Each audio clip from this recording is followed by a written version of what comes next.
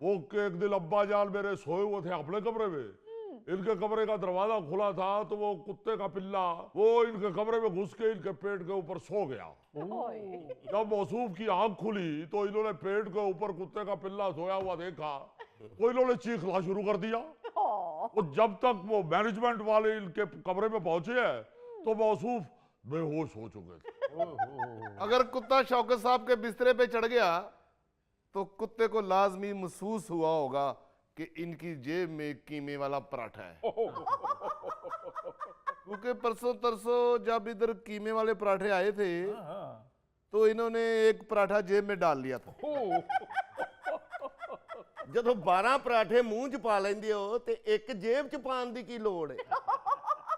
तो फिर ये उस कुत्ते के डर से पिछला ओल्ड होम छोड़कर यहाँ आ गए। हेलो, वहां पे वो बेटे ने बताया, बच्चे ने उसने बताया कि उधर जो लोग बाकी थे वो लोग शौकत साहब को कुत्ते से डरा के छेड़ना शुरू हो गए थे, इसलिए फिर ये तंग आ गए। देखिए, अगर किसी बुजुर्ग के साथ कोई ऐसा वाकया हो जाए तो साथ वाले लोगों को मैनेज करना चाहिए, ना कि उल्टा उसी वाकये के हवाले से उसका मजाक उड़ाना शुरू कर दे। बिल्कुल। तो फिर शौकत साहब हमारे पास आ गए, हमारे पास तो अल्लाह के फजल से ये बड़े खुश है। बस उत्थे यही एक वाकया हो गया सी, बड़े मजेदार जिंदगी गुजार रहे सां, अपनी मर्जी ना उठ रहे सां, अपनी मर्जी ना बह रहे सां, अपनी मर्जी ना खा रहे सां। चलो शौकत साहब, इत्थे भी अपनी मर्जी नाल ही खांदे पींदे हो, इन्हां ने किहड़ा डाइनिंग टेबल दे उत्ते सनियारियां वाला तराजू रखे है? अली साहब, मैं किसी टाइम भी घर जा सकना, अच्छा, आना जाना, मैनू कोई रोक टोक नहीं, मैनू रोक नहीं सकता कोई। वो तो मैं इस कोल नहीं जाता, मैनू घर दा रास्ता भुल जाता। अब मम्मी सीधा घर ही गया सां, मेरा मुंडा मैनू इत्थे छड़ गया। भाई हमने भी सारी जिंदगी अपनी मर्जी से खाया है, मगर यहाँ सुबह दोपहर शाम दलिया और सूप, दलिया और सूप, दलिया और सूप। तो तुम क्यों बैठते हो धूप में? अब मौसम बदल गया, छांव में बैठा करो। भाई आप भी हमें यहाँ बैठे बहुत बुरे लग रहे हैं, अपने बेटे से कानों में लगाने वाली मशीन मंगवा लें। वो सूप की बात कर रहे हैं, आप धूप की बात कर रहे हैं। नसीर साहब, अगर आपका बेटा कानों वाली मशीन लेके आ रहा है तो उससे पकौड़े भी मंगवा लें। वाह वाह वाह वाह, क्या फरमाइश की है। वाकई इस टाइम बड़ी तलब हो रही है पकौड़ों की। पकौड़ों के बगैर तो इफ्तारी की चस ही नहीं आती। वाह वाह, मैं वैसे माफी के साथ अर्ज करता हूँ, ये जो शौकत भी है ना भाई, ये तो रोजे भी सवाब के लिए नहीं रखते, इफ्तारी के लिए रखते हैं। और आप यकीन मानिए, सुबह सैरी करके सोते हैं कुछ देर के लिए, उसके बाद तैयार शियार होके तो बाकायदा टीवी लॉन्च में आके बैठ जाते हैं और शुरू हो जाते हैं बताने के लिए, लो भाई ऑस्ट्रेलिया में रोजा खुल चुका है, लो भाई अब न्यूजीलैंड में खुल गया है, लो भाई अब साउथ अफ्रीका में भी खुल गया, मेरा ख्याल है कोयटा में भी खुल गया, अब मुल्तान में खुल गया, लो भाई हमारा भी खुल गया, और खुद ही गुग्गू बजाना शुरू कर देते हैं।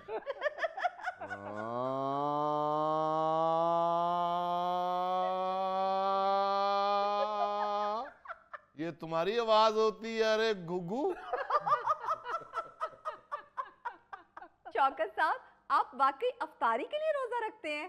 अरे भाई बेटी, मैं जो आपको बता रहा हूँ भाई, गालिब का शेर सही इन पे फिट होता है जी। गो हाथ को जुम्बश नहीं, आंखों में तो दम है, होने दो मेरे खुल के यूं अफ्तारियां आगे। क्या कह रहे हो? यारियां तो अब वो रही नहीं, वरना हम तो अपने यारों से रोजाना मिलने जाते थे। और नसीर साहब, अफ्तारियां दी गल होण डई है, तुसीं यारियां नूं लै के बह गए हो। मैनूं लगदा है इन्हां दी बाहरों ही सेहत कमजोर नहीं, इन्हां दी बैटरी भी आखिरी पॉइंट पे है। वैसे तो सारी जिंदगी गुजरने का पता नहीं चला, लेकिन इस दफा जिस स्पीड से रोजे जा रहे हैं, पता ही नहीं लगा कि आधे गुजर गए। मेरा ख्याल है जिंदगी गुजरने का तो आपको इसलिए पता नहीं चला कि माशाल्लाह जितना आपका कद है, आधी जिंदगी तो ऊपर से ही गुजर गई होगी। और रोजे गुजरने का इसलिए नहीं पता चला कि भाई रोजे को महसूस करने के लिए रोजा रखना पड़ता है। नहीं गुल साहब, ऐसे ना कहें, रोजे तो जुबैर साहब रख लें, असल में उनके टेस्ट ठीक नहीं आए। टेस्ट इस उम्र में ऐसे ही आते हैं गुराया साहब। आप क्या समझते हैं कि इस उम्र में टेस्ट की जगह T20 खराब आए? क्या कहा? किसके गेस्ट आ रहे हैं? मैं बता रहा हूँ, मैंने किसी से नहीं मिलना यहाँ। मैं यहाँ पे सुकून से रहने आया हूँ। ओ भाई साहब, उड़ के किसी दी कमीज च ना वड़ जाना। अरे भाई एक मिनट, वो टेस्ट की बात हो रही है, मेडिकल टेस्ट। वो उनके खराब आया, ठीक है, ना रखे रोजा, ऐसी कोई बात नहीं है। अल्लाह ताला की तरफ से भी इजाजत है, अगर आपकी सेहत इजाजत नहीं देती तो ना रखिए। मगर हंसी वाली बात ये है कि ये जुबैर साहब मौसूफ और शौकत साहब हाँ जी। इस तरह दबे पांव दोपहर को किचन की तरफ जा रहे होते हैं जैसे बिल्ली ने दबे पांव चलना इन्हीं से सीखा था। अली भैया मैं परसों अचानक किचन की तरफ चला गया तो मौसूफ जुबैर साहब और शौकत साहब पकौड़ों की परात आगे रख के बैठे हुए थे ओए। और शौकत साहब पकौड़े इस तेजी के साथ खा रहे थे जैसे पेपर देते हुए 5 मिनट रह जाए तो बच्चे तेजी से लिख रहे होते हैं। और मुझ पे नजर पड़ते ही शौकत साहब पकौड़ों से भरा हुआ मुंह बंद करके फुम फुम फुम करना शुरू हो गए। बिल्कुल ऐसे ही जैसे गांव की तरफ जाए तो पंपी की आवाज नहीं आ रही होती। मैंने पूछा कि हुजूर मुंह में क्या है, तो शार्क मछली की तरह सारे पकौड़े एक ही दफा निकल के तो मुंह खोल के कहते हैं पानी। ओ मैंने कहा भाई पानी से भी रोजा टूट जाता है। ओहो, कभी मैं सोचता हूँ कुछ ना कुछ कहूँ, फिर मैं सोचता हूँ क्यों ना चुप रहूं। हाय। क्यों चुप रहते हो? बोलोगे तो दलिए और सूप से हमारी जान छूटेगी। दलिए की उम्र है, अब क्या बारबेक्यू खाओगे? और ये जो सूप और दलिए की शिकायत कर रहे हैं मौसूफ, जी। जब मैं किचन में घुसा हूं तो ये मुझे देखते ही एकदम पकौड़ों की परात के नीचे घुस के बैठ गए। अगर मुझे इनके बूट नजर ना आते तो यूं ही लग रहा था कि पकौड़ों की परात किसी मूडे पे रखी हुई है। गुल साहब, अगर इस उम्र में रोजा नहीं भी रखा तो खैर है, हमें मालूम है इस उम्र में बहुत से मसाइल होते हैं। सेहत को लेकर ब्लड प्रेशर, शुगर का इशू बन जाता है, दवाई भी लेनी होती है। जी। नहीं जी नहीं, गुल साहब दी इफ्तारी खा के ना शुगर आउंदी है, ना ब्लड प्रेशर आउंदा है, ना मजा आउंदा है। हाय। एडी फिक्की इफ्तारी हुंदी है। तुसी किसी दिन साडे नाल आके इफ्तारी करो, तुहाडे इल्म दे च इजाफा होएगा। पकौड़े तले ही नहीं जांदे, उबाले भी जांदे ने। उबले हुए पकौड़े। और भाई अली भैया ये जो एतराज किया जा रहा है ना शौकत साहब की तरफ से, भाई ये जो आप यहाँ पे तंदुरुस्त तो तवाना बैठे हुए हैं माशाल्लाह, ये इस परहेज की वजह है। जी। इनको परहेजी खाना खिलाते हैं सिर्फ इसलिए कि इन लोगों की सेहत ठीक रहे, सही। वरना चौथे रोजे मौसूफ सारे निकल गए थे मुझसे चोरी अफ्तारी बाहर बाजार में करने के लिए। अच्छा।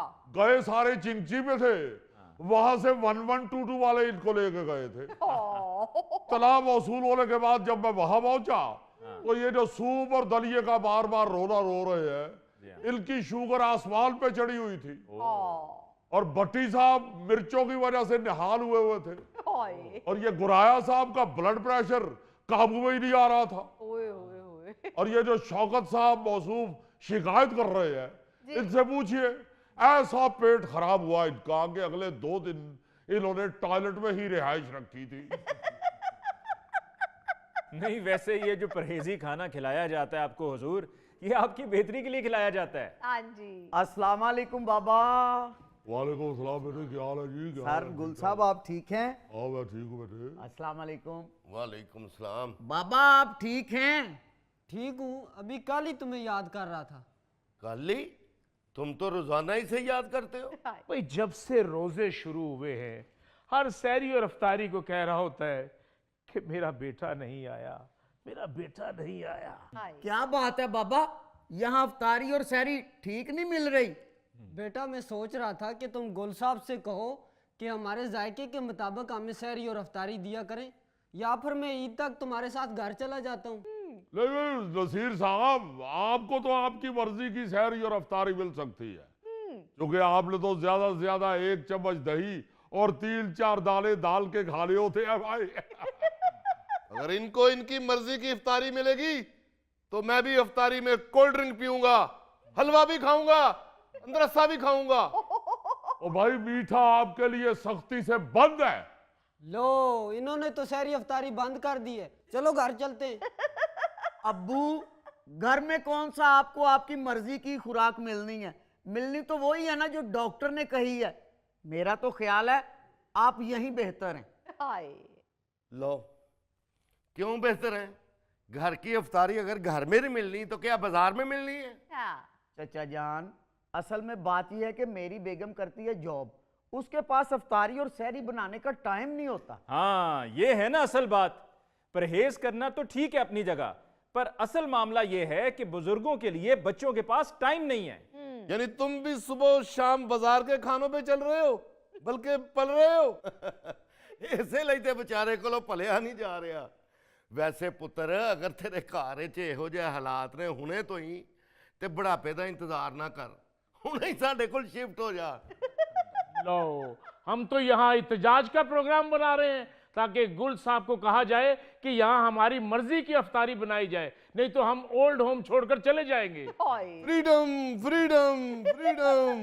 ਬਿਲਕੁਲ ਜੀ, ਅਗਰ ਸਹਿਰੀ ਇਫਤਾਰੀ ਵੀ ਅਸੀਂ ਆਪਣੀ ਮਰਜ਼ੀ ਦੇ ਨਾਲ ਨਹੀਂ ਕਰਨੀ ਤੇ ਫਿਰ ਅਸੀਂ ਇੱਥੇ ਕਾਹਦੇ ਵਾਸਤੇ ਰਹਿਣ ਡਏ ਆ? और देखो मेरे भाई, मेरी बात सुनो। देखे, बात ऐसे है कि हम आपसे कोई वो नाराज नहीं है।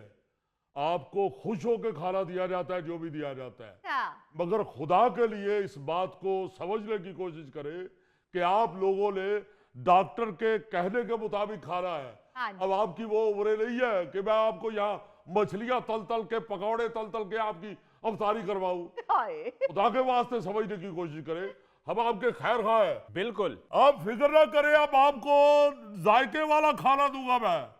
आपके सालन के अंदर मैं एक काली मिर्च भी डाल दूंगा। नहीं, मेरा ख्याल है काली मिर्च आपके गले में फंस जाएगी। पीस के डालूंगा, पीस के, और एक दाना जीरा भी डाल दूंगा। नहीं नहीं, खीरा ना डालना सालन में, वो काट के सलाद में देना। हाँ ठीक है, ठीक है, खीरा भी मिलेगा और एक दाना जीरा भी मिलेगा। अगर ये खीरा खाएगा तो मैं जलफ्रेजी खाऊंगा। अबे हर चीज खा जाने वाली बला, जलफ्रेजी खाऊंगा। जलफ्रेजी खाओगे तो फ्रीज हो जाओगे, तुम्हारे बच्चे तुम्हें उठा के जल में फेंक देंगे। हद हो गई है भाई, आपकी सेहत का ख्याल रखा जाता है और आप लोग यहाँ पे टेस्ट के नारे लगा रहे हैं। हाय। गुल साहब, असल में शौकत साहब को टेस्ट की शिकायत नहीं है, मिकदार की शिकायत है। तो मिकदार, शौकत साहब के लिए अगर मैं टब में गुतावा भी बनाऊंगा तो फीका ही बनाऊंगा।